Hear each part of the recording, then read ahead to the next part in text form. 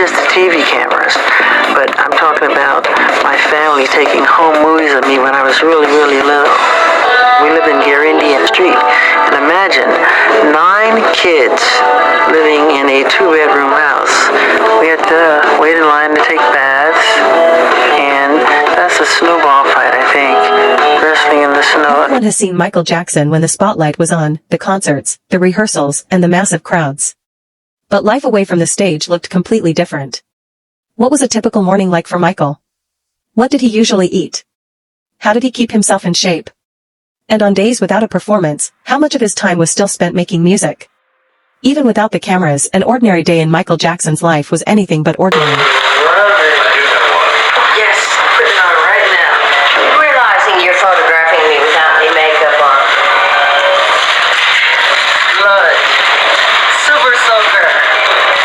Now I know how to wake up Elizabeth tomorrow. How? It's awful feeling. Oh my God! You better like your door. A shooting gallery. For many years, a typical day in Michael Jackson's life often started in a place unlike almost any other home on Earth. Neverland was far more than a huge mansion surrounded by land. Michael created an entire world there, complete with amusement rides, exotic animals, a movie theater, and wide-open spaces where he could escape from everything. To visitors, it felt like an incredible fantasy, but to Michael, it was simply home. And there was one very personal reason he wanted it to feel that way. Appeals to the child inside of every man, woman, and child. It's a place where I feel that you can return to your childhood. You find grown-ups, doing things they hadn't done since they were like 10 years old. It's just a fun, wonderful place to be. It's so much to do. Always wanted to have a place There was where... nearly always something to enjoy without ever needing to leave the estate. Michael had plenty of room to ride quad bikes, go horseback riding, wander through the hills, or simply find a peaceful place where he could spend a few quiet hours alone. That kind of freedom meant a lot, especially when going almost anywhere else would instantly draw attention. Michael formed a strong connection to Neverland, and when he described how he spent time there, it was easy to understand why. We'll use a little of the red leaf. That's what makes the salad so pretty. Red leaf lettuce and green leaf lettuce, watercress, and you bought some escarole. So is that just to make it look pretty, or does it have to do with When it came to food, Michael's daily routine was much more down-to-earth than many people expected. During the last months of his life, his personal chef, Kai Chase, prepared meals for both Michael and his children. She never felt the need to make every dish overly fancy just because she was cooking for Michael Jackson. Instead, she focused on simple meals with a mix of different flavors and influences, giving a clear picture of what was often served at Michael's table. I said, this is not Michael Jackson, so I hung the phone up again. So I knew Jackie Jackson very well, his brother. So his brother called me and say, Magic, that was really Michael calling you. No!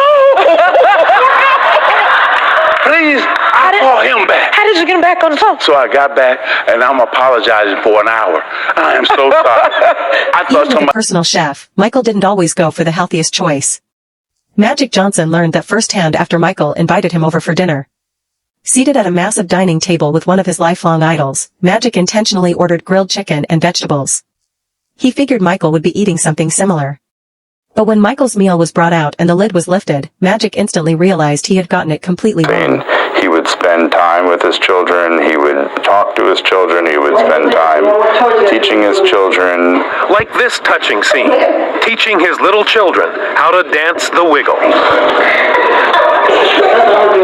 I never saw a man so close to his children than Michael. They were the world to him. He doted over them. After Michael became a father, life at home took on a very different meaning.